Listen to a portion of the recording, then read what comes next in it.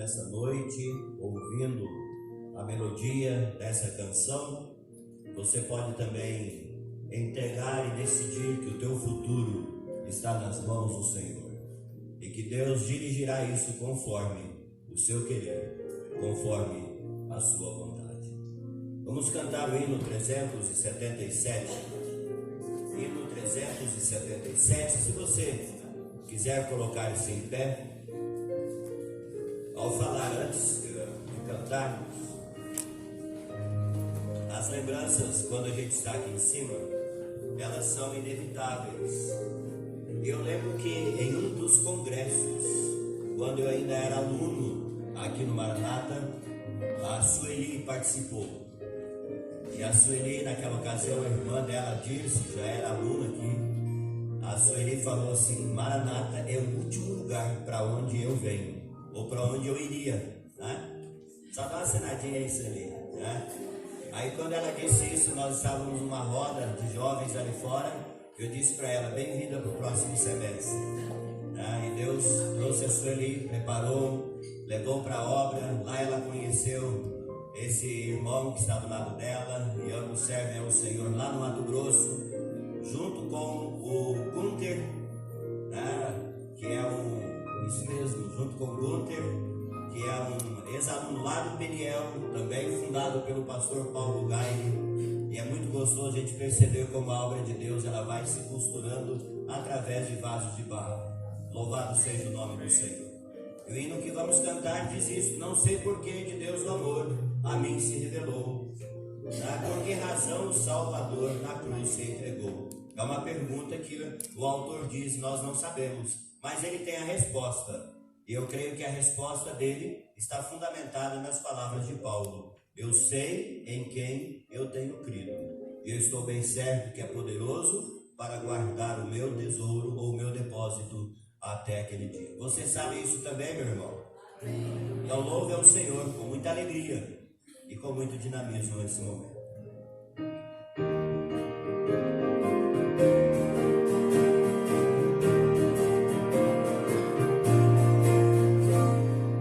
Sei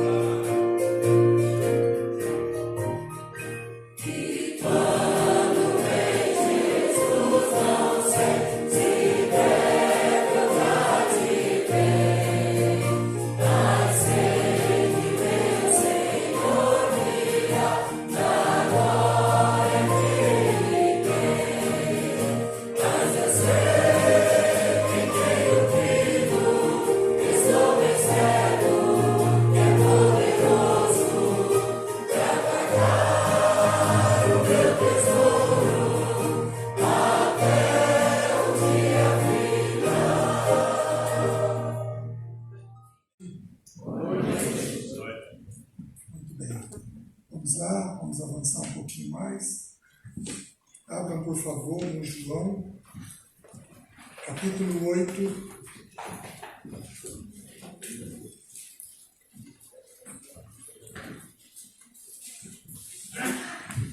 versículo 32.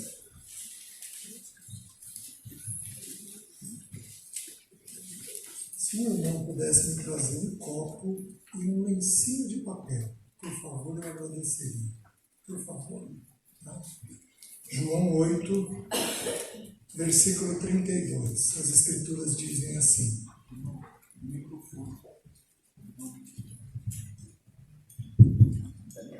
Obrigado. Oi. Certo? João 8, 32. E conhecereis a verdade, e a verdade vos libertará. Vamos todos juntos? E conhecereis a verdade, e a verdade vos libertará. Quando Elias, a voz de Deus, pergunta para ele pela segunda vez: que fazes aqui? Toda a verdade vem para fora. E quando toda a verdade vem para fora, há libertação. Certo? Então vimos isso nas crises, no texto. Então a crise é uma ocasião excepcional para nós compreendermos as verdades que temos. Os irmãos estão entendendo? Então Deus usa as crises que Ele nos coloca, o deserto que Ele nos coloca, para revelar as verdades que vão dentro do nosso coração. Porém, o alvo de Deus não é apenas a verdade. O alvo de Deus vai um pouco mais longe. Porque o versículo 36 diz assim: se, pois, o Filho vos libertar, verdadeiramente sereis livres. Vamos todos nós juntos? Se, pois, o Filho vos libertar, verdadeiramente sereis livres. Curva sua cabeça. Espírito de Deus, como nós dependemos de Ti. Senhor, quanta confusão há dentro de nós, quanta imaturidade há dentro de nós, quantas incertezas, quantas dúvidas. Nosso coração tem tanta dificuldade de repousar em Ti, Senhor. Ó Espírito de Deus, nos ajuda. Sim. Nos ajuda a nos vermos como precisamos nos ver na Tua presença. Nos ajuda, para que o Teu bom nome seja glorificado em nós. Nós oramos em nome de Jesus. Amém. Meus queridos, eu quero avançar um pouquinho mais com os irmãos. Obrigado, querida. A gente tem galardão num copo d'água. Quem dirá no lenço de papel, hein? Obrigado.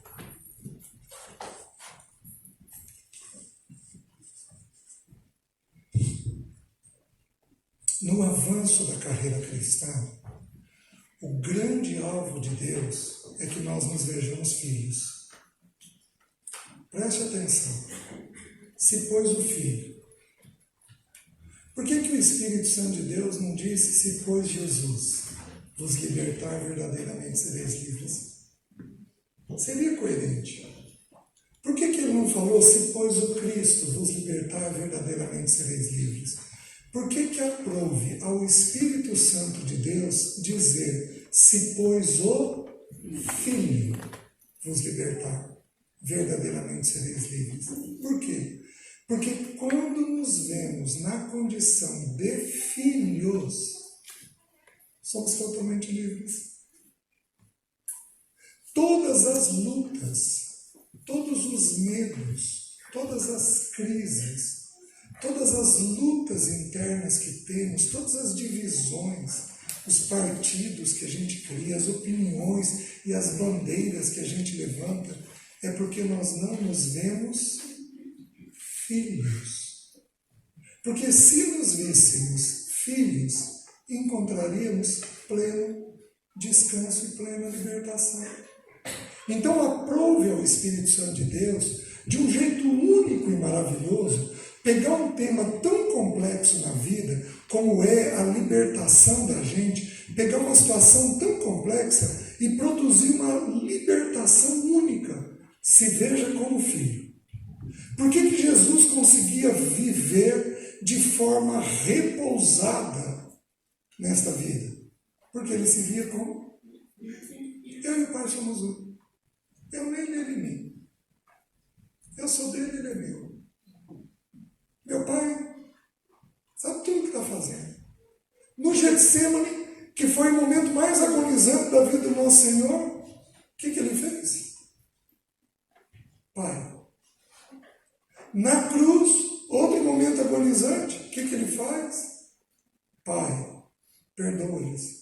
Quando ele ressuscita e ele aparece para Maria no sepulcro e ela não consegue perceber que é ele, aí quando ele chama ela de Maria e ela diz Rabone, mestre, aí ele diz assim, não me detenhais, porque eu subo para o meu Deus e vosso Deus, para o meu Pai e vosso Pai. E em todo momento da vida dele, ele tinha um Pai. Aos 12 anos de idade, ele tinha uma íntima convicção, que não começou aos 12 anos. Para ele falar com aquela convicção com Maria e José, é porque essa convicção já vinha nele há muito tempo. Filho, à tua procura estamos, angustiados estamos à tua procura. E ele responde o quê?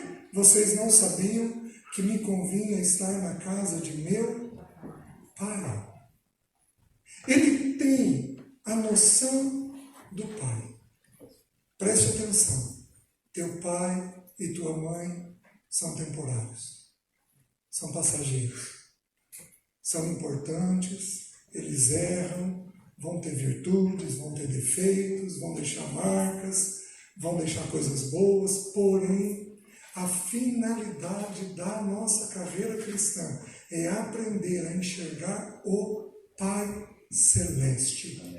Os irmãos estão entendendo? E é nesta visão do Pai Celeste que o nosso coração encontra pleno repouso. Meus queridos, que descanso! Mas que descanso! Que descanso! Eu acho que eu já contei para os irmãos como que eu fui curado do medo de ser enterrado vivo. Então o pensamento me atormentava, e eu me via sepultado vivo. Então, meu Deus, que desespero, que desespero. Aí o Senhor me estabilizou e na minha leitura devocional eu caí em Lamentações de Jeremias. E Jeremias, ele pregou 30 anos a mesma mensagem, então o povo cansou dele. Por que ele pregou 30 anos a mesma mensagem? É porque ele era chato? Não, é porque o povo era duro. E Deus não passa a gente para a segunda lição se a gente não cumpre a primeira. Então o povo resistia e ele pregou a mesma mensagem. Se arrependam, se arrependam, se arrependam. O cativeiro vai vir, o cativeiro vai vir. Um dia o povo enjoou dele. Fez o quê? Pegou um poço de água, que não tinha água, e pôs ele lá dentro. E deixou lá. No final do dia, esse poço de água virou para ele o quê? Um sepulcro. E aí em Lamentações ele diz assim, da mais profunda cova me lembrei do meu Senhor. E aí o Espírito Santo saltou aquele versículo na minha mente. E o Espírito Santo começou a me perguntar, meus irmãos, eu tenho tanta segurança na paternidade de Deus. Aí o Espírito Santo começou a me perguntar, César, eu sou teu Deus nessa terra? Sim, Senhor, o Senhor é meu Deus. César, eu cuido, amparo e protejo você nessa terra. Meus irmãos, lembra como se fosse hoje. Senhor, o Senhor cuida, ampara e protege a minha vida. Eu tenho muita segurança em Ti. Aí veio a pergunta, que diferença para mim faz 1,5 metro abaixo da terra? E aí ele pôs um quadro. Eu vivo enterrado em plena paz com Deus. Nunca mais tive medo. Porque Deus não me curou dizendo que não ia acontecer. Deus me curou dizendo o quê? Meu filho, eu estou com você em todo o lugar. Meus irmãos, nunca mais o medo veio. Até hoje, sou livre disso daí. Por quê? Porque o meu coração é descansado no fato de que Ele é o Pai que cuida de mim em todas as coisas. Então nós precisamos entender que Deus é um Pai perfeito e Ele deseja conquistar os nossos corações para pertencermos totalmente a Ele. Agora, qual é o problema? E onde que eu quero cair? Vou cair num texto específico para falar isso com os irmãos.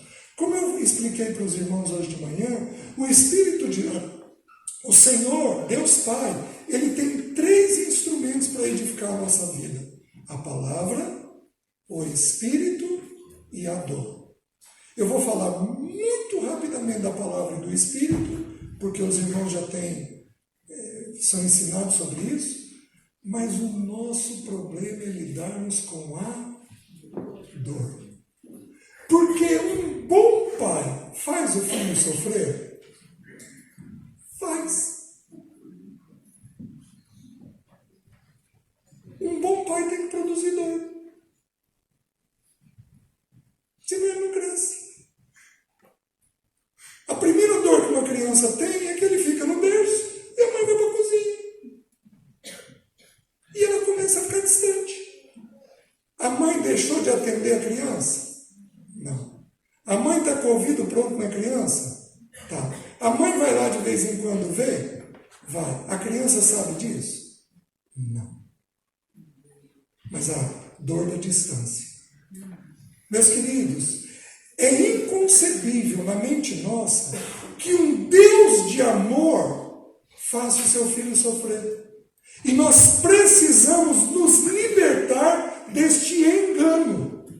Porque o Deus de amor, como o Filho eterno, amado e perfeito, produziu o que para ele? Dores. O Filho eterno, o Filho perfeito, o Filho amado, sofreu dores nesta vida. E ele sofreu dores por causa de quem? Era por causa dele? Não. Ele sofreu dores por minha causa e sua, para mostrar para nós o caminho que nós devemos trilhar nessa jornada. Então a palavra, nós falamos um pouquinho hoje sobre o devocional. A palavra é clara, você tem que ter tempo devocional. Você tem que ter tempo com Deus. Um filho perto do pai, ouvindo o pai diariamente. Não adianta você servir ao Senhor se você não tiver tempo com esse Senhor. Você precisa servir ao Senhor. A minha esposa, quando ela foi tratar o câncer, o corticoide deu uma alergia no cérebro dela. E ela perdeu a capacidade de concentração. Acabou. 5 horas de estudo da Bíblia por dia. De 4 a 6 livros por mês. Ela lia. De repente, não conseguia mais ler a Bíblia. Ela não achava Mateus.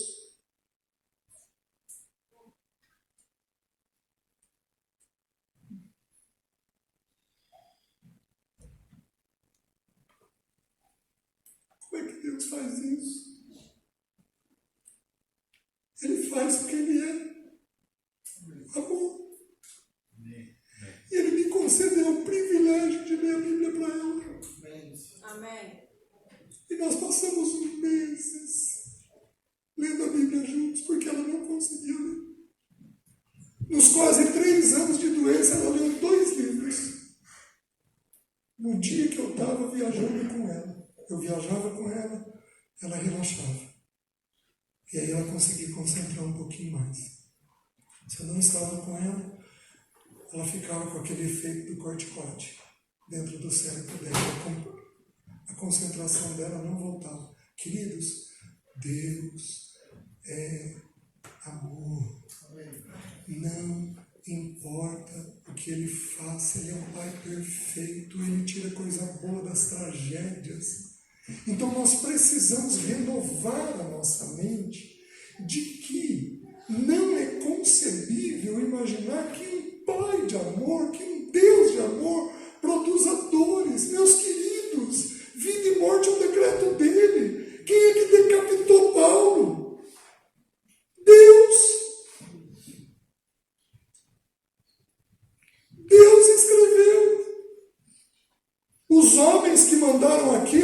responder diante de Deus? Vão. Mas um fio de cabelo não pode cair na minha cabeça, quem dirá a cabeça? Não pode. Ele cuida.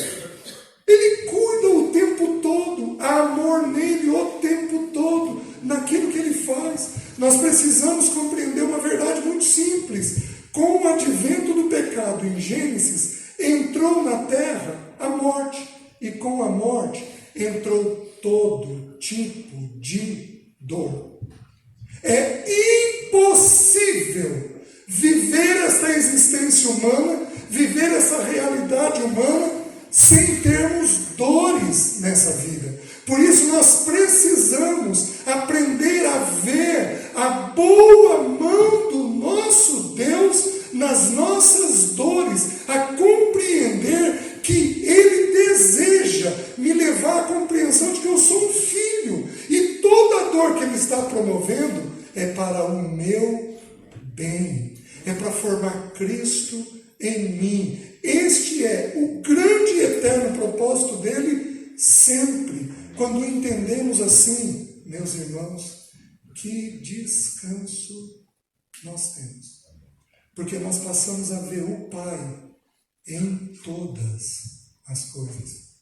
Os irmãos estão entendendo? Então a palavra nós já sabemos. Nós precisamos ler. E o Espírito? Preste atenção. O Espírito recebe algumas palavras para expressar ele. Ele é Espírito da graça,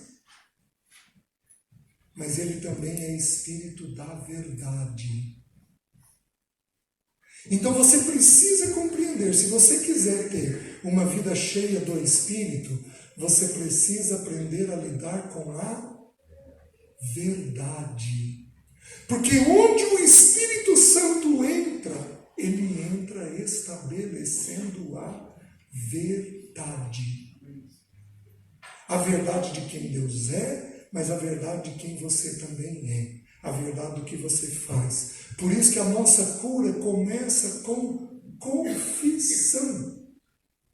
Orai uns pelos outros e confessai uns aos outros para serdes curados. Então, o Espírito Santo de Deus, ele vai levar você a estabelecer a verdade. Ele precisou de todo aquele caminho com Elias para estabelecer a verdade dele. Qual era a verdade? Eu sou em extremo zeloso. Quando isso aconteceu, ele foi livre.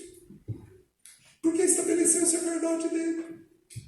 Então o Senhor promove as crises com a finalidade de estabelecermos de forma leve, graciosa, tranquila, não condenatória. Quem é que condena? Diabolos, que significa acusador. O Espírito não faz isso. Ele, de uma forma santa, clara, firme, desce até nós e diz: meu filho, você tem isso aqui. Você precisa lidar com isso aqui. Você precisa resolver esse pecado que você tem. Ô meu filho, estou te aguardando há tempo. Estabelece a verdade. Procura teu irmão. Confessa. Procura tua esposa. Confessa. Abre com ela. Não tem jeito do Espírito Santo avançar em nós se não for mediante a verdade. Não tem jeito, meus queridos. Agora, a verdade é em amor? Claro que é. A verdade é na graça? Claro que é. A palavra de Deus diz em João que a lei foi dada por intermédio de Moisés, mas a graça e a verdade vieram por meio de Cristo. Nunca falamos uma verdade para alguém se não for de forma graciosa. O que é graça? A palavra graça significa aceitação. Então ele nos aceita totalmente como somos e nos ajuda a estabelecer a nossa verdade. Pois bem, vimos a palavra, vimos, como eu falei muito rapidamente, a questão do Espírito, mas eu quero me concentrar com os irmãos na questão da dor. Porque aqui é o grande problema nosso. Meus irmãos, toda heresia que você pegar do Evangelho vai passar diretamente pela questão da dor. Saiu aí muitos anos atrás, chamada ateísmo aberto. onde diz que Deus não tem nada a ver com as dores do ser humano. Quando você estuda os irmãos que começaram com essa doutrina, eles tiveram dores pessoais e não lidaram bem. Impressionante. Quando você pega esse evangelho moderno, esse evangelho para evitar as dores, meu querido, não tem nada a ver com a pessoa do nosso Senhor. A pessoa do nosso Senhor foi homem de dores, de acordo com Isaías 53. Então, nós temos que entender que nós precisamos lidar bem com o tema chamado dor. Porque nós vamos encontrar Deus Pai neste tema. Não importa o tamanho da dor e a situação que você viva. Isto vai vir sobre nós, ele vai dar clareza da boa mão dele escondida atrás da dor. Meus queridos, é maravilhoso esse evangelho. Eu citei de manhã para vocês Hebreus 5,8. Hebreus 5,7 diz assim: tendo, pois, Jesus oferecido com forte clamor orações e súplicas a quem podia livrar da morte, e tendo sido ouvido por causa da sua piedade, embora sendo filho, aprendeu obediência pelas coisas que sofreu. De que jeito que o filho aprende a obedecer? Sofrendo. Vai ter que ter dor? Vai. Senão você não aprende obediência. Algumas poucas lições aprenderemos de ouvir. O que é para fazer, irmão? É isso? Irmão, eu vou fazer. Deus, o que o senhor quer ir? Deus, vou fazer. Algumas poucas vezes aprenderemos de ouvir, mas, meus queridos, a grande maioria das vezes, Deus Pai vai ter que produzir em nós uma dor, para a gente poder compreender a lição que Ele quer. E quem que escolhe a dor? Deus. Pode ser dinheiro, pode ser saúde, pode ser perda, morte, pode ser desprezo e rejeição, pode ser solidão, pode ser família de origem, pode ser pai, pode ser mãe, pode ser irmão, não importa. Quem faz isso é Deus Pai. É Deus Pai quem promove essas coisas na nossa vida. Os irmãos estão conseguindo compreender? Deixe-me avançar com os irmãos. Vamos até Romanos, capítulo 8. Eu quero primeiro começar com os irmãos no versículo 12. 8:12. Romanos 8:12.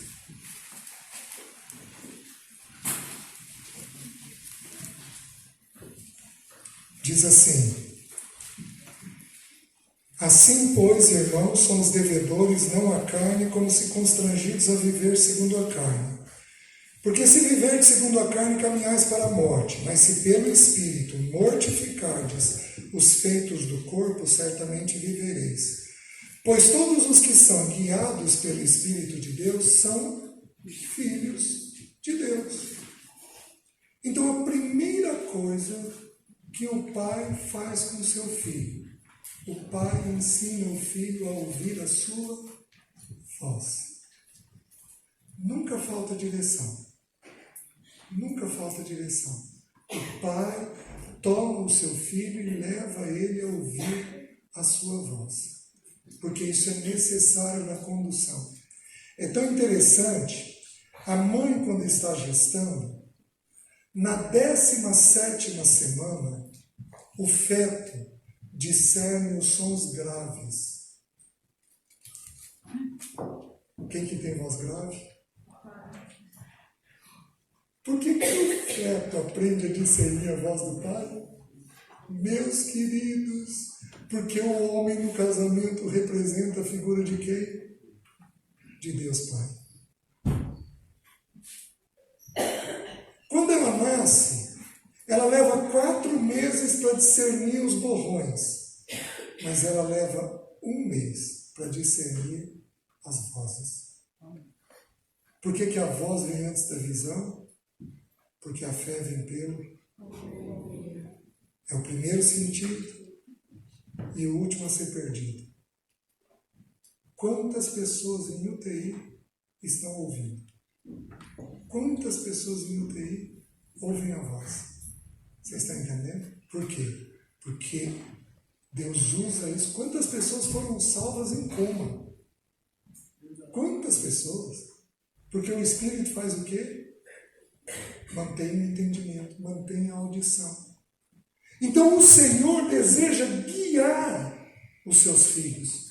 Então quando você vai ser filho, a primeira coisa que o Espírito de Deus vai fazer com você é dar uma íntima convicção da voz do Pai. Você aprende a ouvir a voz do Pai. Obviamente que é como uma criança. Quantos anos leva? Nós não temos tempo. Mas eu vim agora do retiro de Joinville e eu estudei com jovens os filhinhos. Tem 3 etapas na carreira cristã: filhinhos, jovens e pais. São os 3 estágios da carreira cristã. Nós estudamos o filhinhos lá na carreira cristã. Meus queridos, quantos anos leva um filhinho? 12. Eu não posso tomar a idade cronológica do Senhor e aplicar ela ao nosso estado, à nossa condição espiritual. Mas, via de regra, nós vamos levar uns 12 anos de carreira cristã na fase dos filhinhos, de aprendermos a discernir a voz do Pai. Porque todos os que são filhos de Deus são guiados por Deus. Nunca falta direção. Nunca. Eu devia ter A primeira experiência que eu tive com a paternidade de Deus, para mim, ela foi singular e maravilhosa. Eu estava na faculdade com 17 anos, e aí a faculdade entrou de greve. E aí, especialmente o restaurante universitário. Meus queridos, com 16 anos eu tenho o tamanho que eu tenho hoje. Eu andava 2 horas por dia para ir na faculdade e voltar. Você imagina o apetite que eu tinha. Eu fazia o orçamento para o meu pai, mas eu fazia com dó do dinheiro do meu pai, então faltava dinheiro.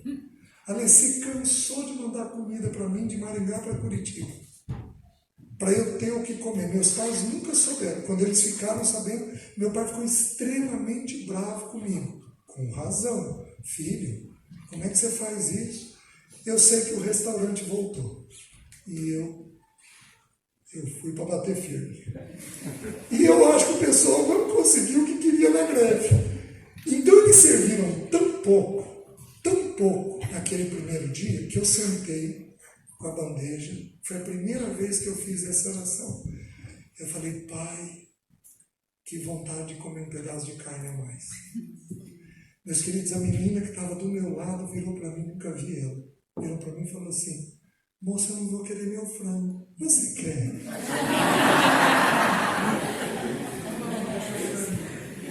Quem fez isso? Deus Pai. Aos 18 anos, eu numa luta com a minha sexualidade, uma sexualidade descompensada, numa luta para tentar preservar sexualidade, com um espírito culpado, porque eu tinha caído na sexualidade, nada grave, coisa de jovem, mas eu tinha caído na questão da sexualidade. Meus irmãos, cheguei no quarto: Senhor, por favor, Pai, por favor, tira essa angústia de dentro de mim, me conduz. Abri as Escrituras. Jeremias: não é Efraim, meu precioso filho, filho das minhas delícias? Pois tantas vezes quantas falo contra ele, tantas ternamente me lembro dele. Comove-se por ele o meu coração, deveras me compadecerei dele. Finca Marcos, coloca postes no caminho por onde você andou. Regressa, ó Virgem de Israel, regressa dos teus caminhos. Meus queridos, esse texto marcou minha carreira, porque quando eu me arrependo fincando poste. Ele fala, ele fala, ele fala, ele quer comunicar para você que você é filho, pois todos os que são filhos de Deus são guiados por Deus. O irmão está entendendo? Você precisa pedir para o Senhor limpar tua mente. Daí a insistência nossa com a questão dos limites de Elias. Porque no limite de Elias, ele se sobrecarregava. O irmão está entendendo? Então, quando você está sobrecarregado, você enxerga tarefa. Mas você não tem a clareza da voz dele. Então, o nosso tempo devocional precisa ser com quietude, com profunda quietude. Porque aí ele comunica, ele inclina, ele diz aquilo que é necessário nós fazermos. Alessi, nós descobrimos o câncer em dezembro. Um ano antes, ela teve um sonho. Deus falava muito com ela em sonhos. César, eu sonhei que vinha uma grande tempestade. E essa tempestade me arrastava. Eu era arrastado por ela. E de repente, eu caía numa cadeira sentada, num jardim lindo e maravilhoso. E vinha um raio que me deixava muito assustada. O que isso significa? E Deus não me deu a interpretação. E falei, eu gosto de interpretações. E Deus não falou comigo, não me deu interpretação. Meus queridos, quando o câncer veio, o Senhor deu a interpretação. O vento era o câncer. O raio era o corticoide. E a cadeira era a morte. Porque quando Jesus morreu, ele subiu aos céus e assentou à destra de Deus Pai. Nas Escrituras, assentar é obra consumada. Querido, quando é que você assenta? Quando o serviço acabou. Assentamos quando não tem mais serviço. Então, o assentar nas Escrituras significa o que o Senhor disse na cruz do Calvário, que a obra foi consumada. Não apenas isso. A gente no meio do turbilhão da situação e eu no meu devocional.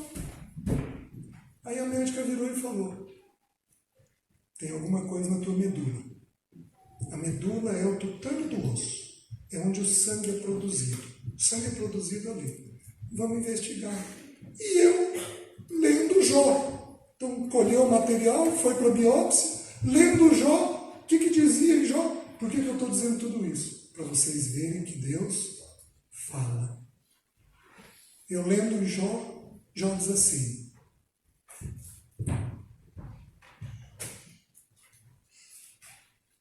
Só um instantinho.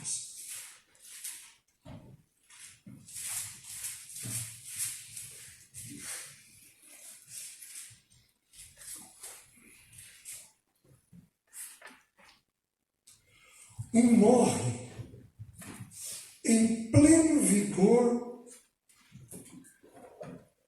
despreocupado e tranquilo, com os seus baldes cheios de leite e fresca a medula dos seus ossos. Virei para Alessi, o Senhor falou comigo, não vai ter nada na medula, porque eu não sabia. É que Deus estava falando da minha sobrinha. Que partiu 3 meses depois. Com a medula fresca. Jovem. Em 12 horas ela partiu. Uma filha para mim. Meus queridos, Deus fala conosco o tempo todo. Obviamente que à medida que você vai vivendo, a voz dele vai ficando mais nítida. A voz dele vai ficando mais clara. Quando você estuda o Filhinhos, os jovens e os pais, para o Filhinhos é falado 4 coisas. Para o jovem é falado 2. Para os pais é falado uma única coisa. Por quê? Porque quanto mais jovem a gente é, mais necessidade de informação a gente tem. Então o pai vai comunicando com o filhinho as coisas que o filhinho tem necessidade de saber. Meu querido, você é filho. Você é filho. Não vai te faltar informação, comunicação, não vai faltar. Porque ele é o maior interessado em dizer para o filho aquilo que está vendo.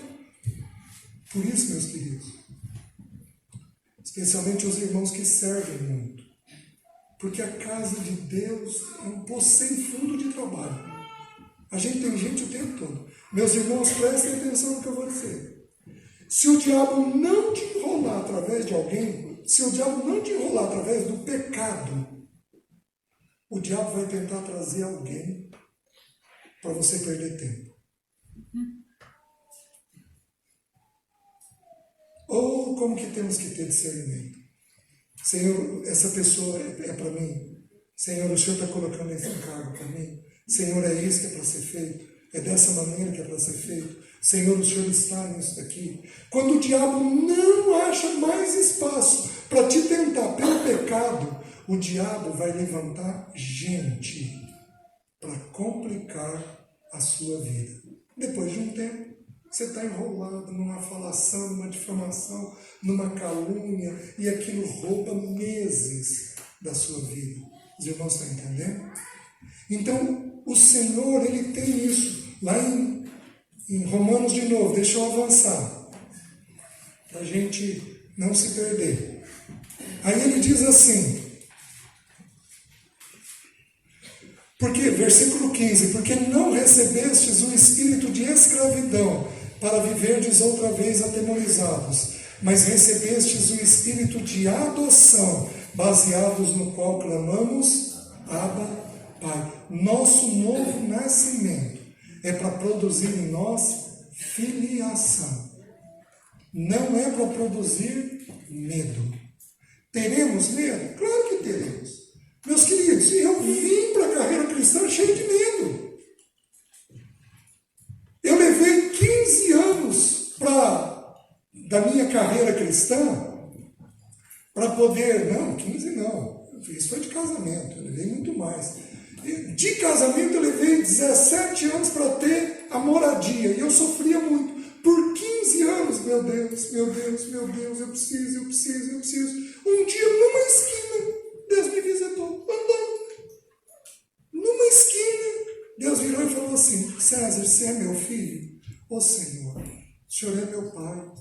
César, enquanto eu quiser que você pague aluguel, eu te dou dinheiro. No dia que eu quiser que você compre, eu te dou dinheiro.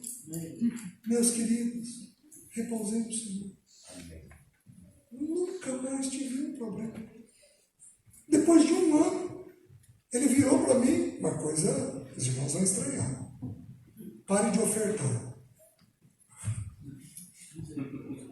Continuei dizimando, mas eu e a Alice ofertávamos muito em muitas situações. Eu quero que você pare de ofertar e que você guarde o dinheiro. E nós obedecemos. Guardamos o dinheiro. Foi o dinheiro que a gente deu entrada no apartamento. Ele fala o tempo todo. Você está entendendo? Então você precisa compreender que ele vai tirar esse temor. A questão é, qual é o temor? Qual era o temor de Elias?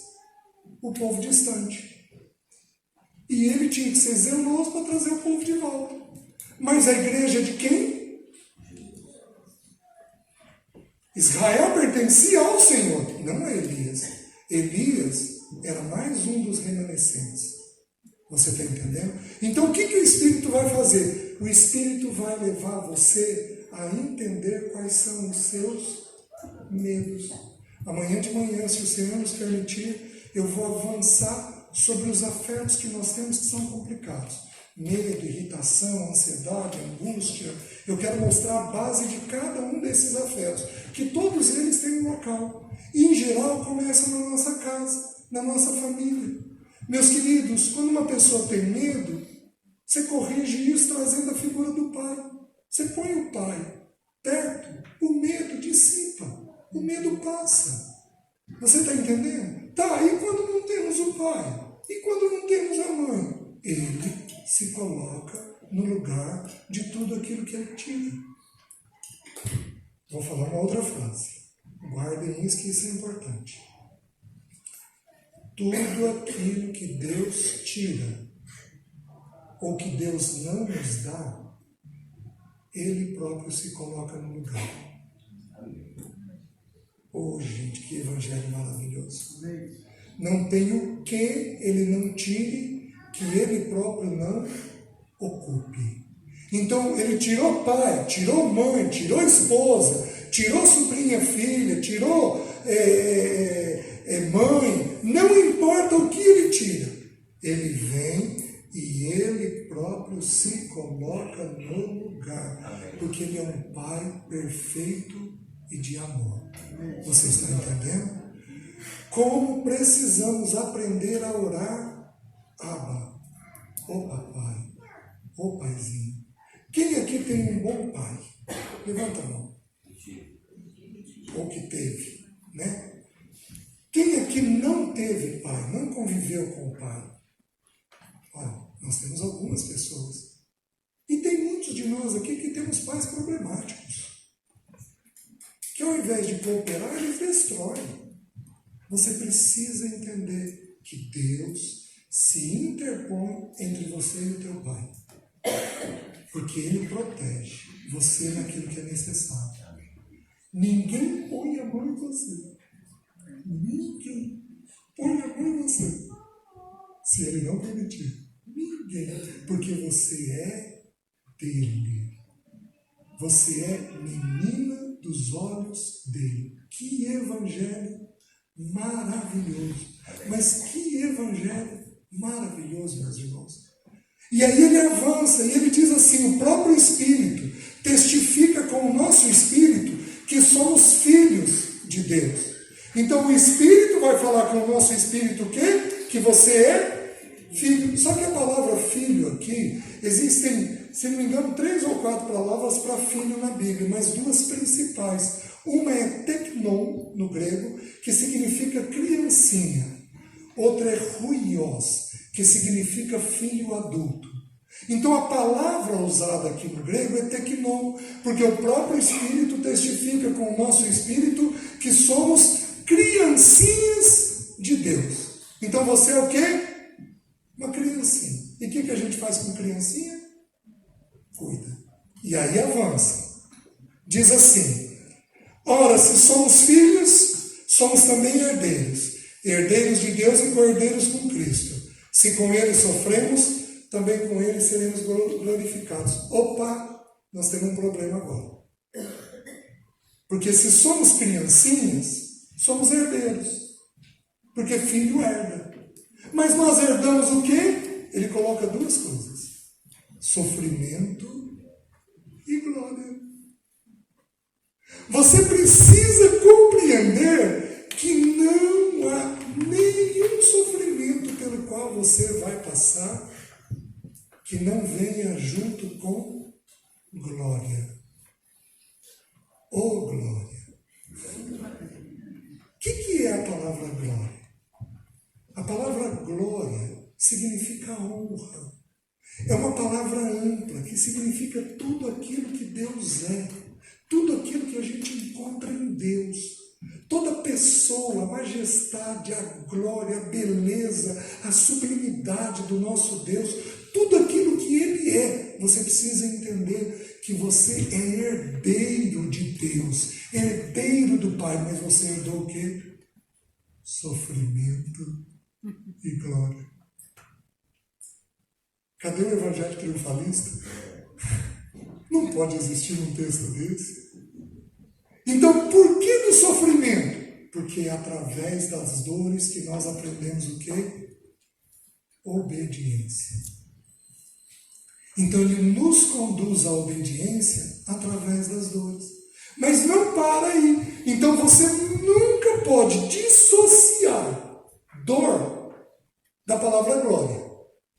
Eu poderia apresentar mais alguns textos para os irmãos que associam essas 2 palavras aqui. Hebreus vai falar isso. da glória que o Senhor teve, no sofrimento que ele teve. Tem muitos textos que vão associar essas duas expressões. Só que ele avança, ele diz assim, versículo 18: porque para mim tenho por certo que os sofrimentos do tempo presente não podem ser comparados com a glória a ser revelada em nós. Então, de novo, ele associou sofrimento com glória, com Cristo formado em nós. Mas aí vem a beleza. Aí o versículo diz assim: a ardente expectativa da criação aguarda a revelação dos filhos de Deus. Qual é a palavra usada aqui? Ruios. Filho maduro. O que tem de diferente do versículo 16 até o 19? Por que no versículo 16 eu tenho filhinhos e no 19 eu tenho filhos adultos? O que houve no 17 e no 18 para transformar a pessoa num filho adulto? Sofrimento e glória. Não é lindo? Não é maravilhoso? Com isso em mente, a gente pode ler porque o texto fica aí explicado. O versículo 28. Sabemos que todas as coisas cooperam para o bem daqueles que amam a Deus, daqueles que são chamados segundo o seu propósito. Agora ficou fácil. Por quê? Porque toda dor que eu passo tem quem nela? O Pai. E Ele é um Pai de amor. Não importa a dor. Meus irmãos, olha a dor dos irmãos ucranianos. Vocês acham que não tem pastores, presbíteros, missionários vivendo aquela realidade? Você imagina uma dor dessa para um filho seu? Você imagina esse desespero das bombas e vai para aí fora? Os irmãos da Síria. Meus irmãos, tem muitas dores nesse mundo, mas muitas dores nesse mundo. Algumas que nós cooperamos, outras que foi Deus quem fez. Eu tenho um irmão querido que sepultou um netinho com deformidade. Nasceu com muitas deformidades, nasceu natimorto.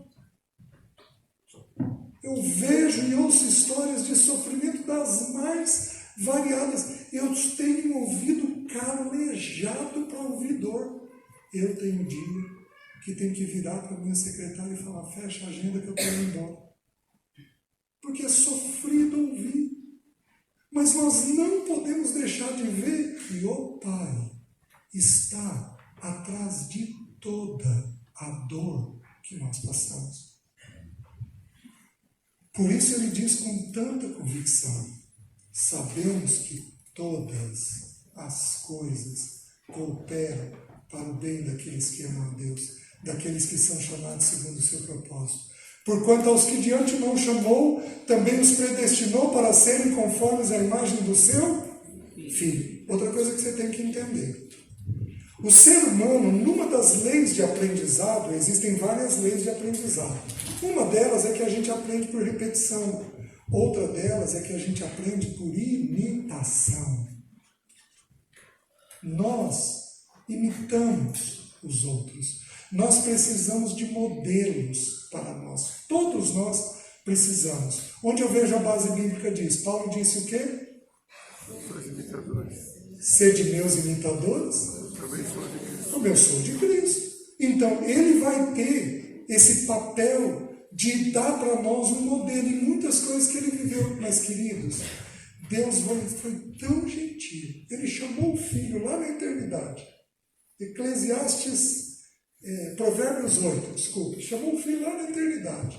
E diz que o Filho foi arquiteto dele. Ele virou e falou para o Filho: filho, eu quero ter um povo a mais para essa comunhão que a gente tem aqui. Eu quero pôr...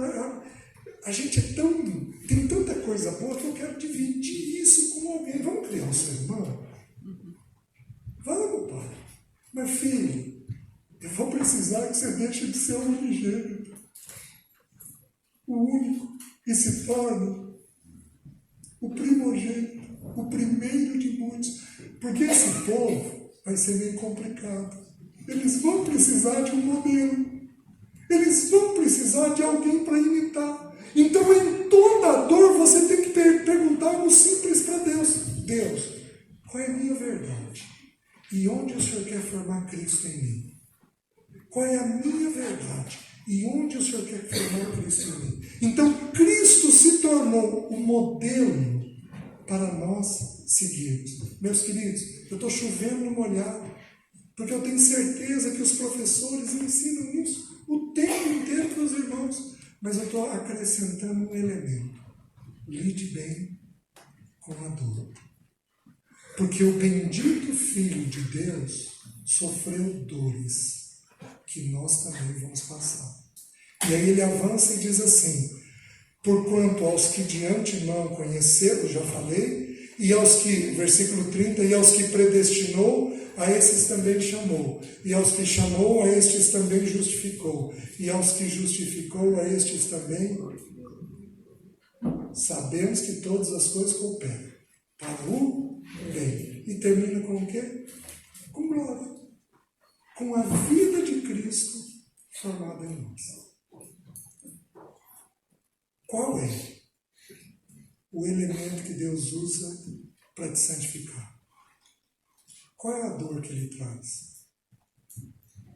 É o casamento? É o filho? É o pai? É a mãe? É a morte? É o seminário? É um professor? É um aluno? Qual é o elemento que Deus usa para promover uma dor dentro de você? Enxergou esse elemento? O que Ele quer matar em você? Aonde Cristo precisa ser formado em você? São as duas perguntas. Senhor, qual é a minha verdade? Quais são minhas dores? E onde o Senhor quer formar Cristo em mim? Os irmãos estão entendendo? E aí nós trilhamos o caminho do ruiós de Deus. Amém? Curva a sua cabeça. Amanhã nós vamos continuar.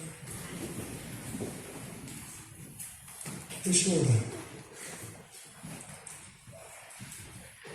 Espírito Santo de Deus, eu quero te agradecer porque o Senhor é bom, é amoroso. E o Senhor confirma com o nosso espírito que nós somos filhos de Deus. Jesus, nos ajuda a caminhar contigo. Nos ajuda a encontrarmos o Senhor nas nossas dores. Nos ajuda nisso. Nos amadurece, para que o teu bom nome seja glorificado. Eu oro em nome de Jesus. Amém.